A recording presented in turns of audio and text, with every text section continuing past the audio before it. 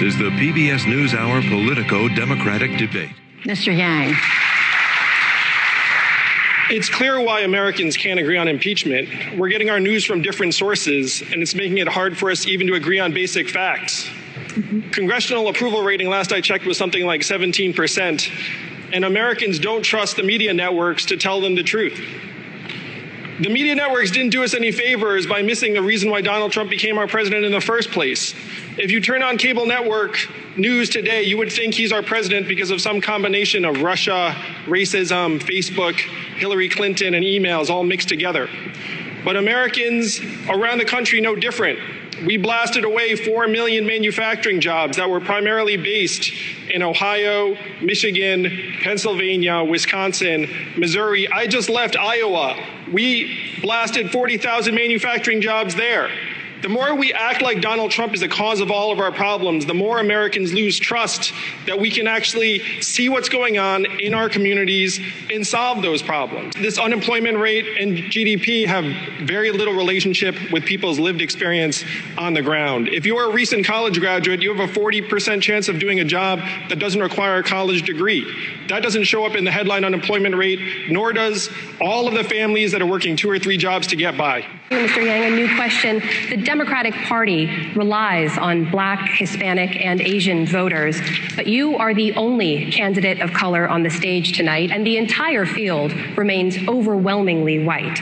What message do you think this sends to voters of color? It's both an honor and disappointment to be the lone candidate of color on the stage tonight. I miss Kamala, I miss Corey, though I think Corey will be back.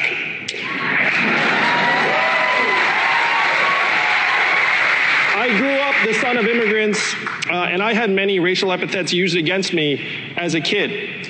But Black and Latinos have something much more powerful working against them than words. They have numbers. The average net worth of a Black household is only 10% that of a white household. For Latinos, it's 12%. If you're a Black woman, you're 320% more likely to die from complications in childbirth. These are the numbers that define race in our country. And the question is, why am I the lone candidate of color on this stage? Fewer than 5% of Americans donate to political campaigns. You know what you need to donate to political campaigns? Disposable income. In the spirit of the season, I'd like to ask each one of you, is there someone else among these candidates that you have 2 options. One, a candidate from whom you would ask forgiveness for something maybe that was said tonight or another time, or a candidate to whom you would like to give a gift. And I'm going to start with you, Mr. Yang. Wow.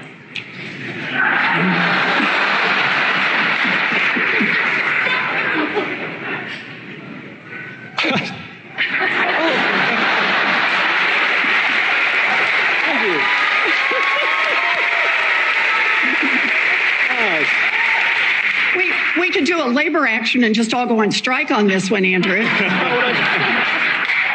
I don't think I have much to ask forgiveness for. You all can correct me on this.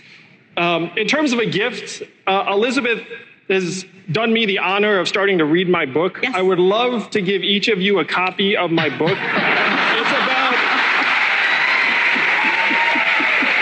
It's about how we're going through the greatest economic transformation in our country's history, the 4th Industrial Revolution. It is grinding up our communities, and DC is out to lunch on this. Our media organizations are not covering it adequately. I wrote a book on it, and if you like data, this book is for you. This goes for the people at home, too, if you like data and books. And now it's time for closing statements. Mr. Yang. I know what you're thinking, America. How am I still on this stage with them?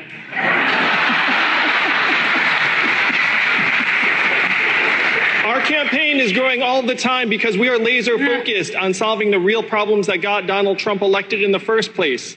I spent 7 years helping create thousands of jobs in Detroit, Baltimore, New Orleans, and other cities, serving as an ambassador of entrepreneurship under President Obama. And I saw firsthand what many of you already know. Our country is falling apart. Our senior citizens are working until the day they die. Our kids are addicted to smartphones or drugs. We're seeing record high levels of depression, suicides, overdoses. Our companies are recording record profits while our people are literally dying younger. Our way of life is changing faster than ever, and the simple fact is this: our politicians in D.C. succeed whether we, the people, succeed or fail. Washington, D.C. today is the richest city in our country. What do they produce? Bad decisions? We need to get the money out of D.C. and into your hands, the hands of the American people.